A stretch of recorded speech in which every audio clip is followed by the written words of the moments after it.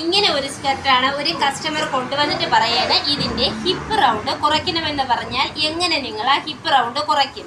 അത് നമുക്ക് എങ്ങനെയാണെന്ന് നോക്കാം.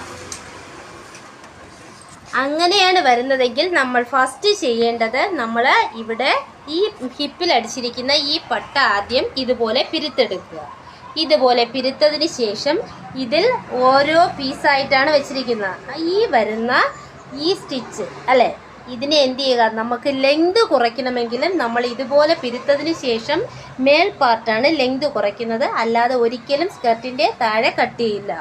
അതിനുശേഷം എന്ത് ചെയ്യുക, ഇതാ ഈ വരുന്ന ഓരോ സ്റ്റിച്ചും നമ്മൾ എന്ത് ചെയ്യുക, എത്ര ഇഞ്ചാണോ നമുക്ക് കുറയ്ക്കേണ്ടത് അത്രയും ഡിവൈഡ് ചെയ്ത ശേഷം എത്ര പീസാണ് കട്ട് ചെയ്ത് നോക്കിയതിന് ശേഷം ഇവിടെ എന്ത് ചെയ്യുക, ഒന്ന് ചരിച്ച് ഒരു 4 or 5 ഇഞ്ച് നമ്മൾ എന്താ ചരിച്ചിങ്ങനെ അടിച്ചു വിടുക.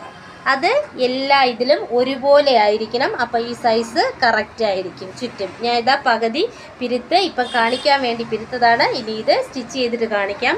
അതിനുശേഷം ഈ ലൈനിങ് പീസും നമുക്ക് എന്താണ്, ഈ ഭാഗവും കൂടെ പിരുത്തതിന് ശേഷം ഈ ലൈനിങ് പീസും ഈ ഭാഗം കൊണ്ട് എത്രയാണോ നമുക്ക് ആവശ്യം അത് ഒന്ന് ചരിച്ച് സ്റ്റിച്ച് ചെയ്ത് വിടുക. അതിനുശേഷം നമ്മൾ എന്ത് ചെയ്യുക, ഈ പട്ട ഇതിൻ്റെ പുറത്ത് ജോയിൻ ചെയ്ത്, ഇപ്പോൾ കുറച്ചെന്താണ് നീളം സൈഡ് കട്ടായി പോകും അല്ലേ, നമുക്ക് പെർഫെക്റ്റ് ആയിട്ട് നമുക്ക് ഒരു പാവാട സ്റ്റിച്ച് ചെയ്തെടുക്കാൻ പറ്റും.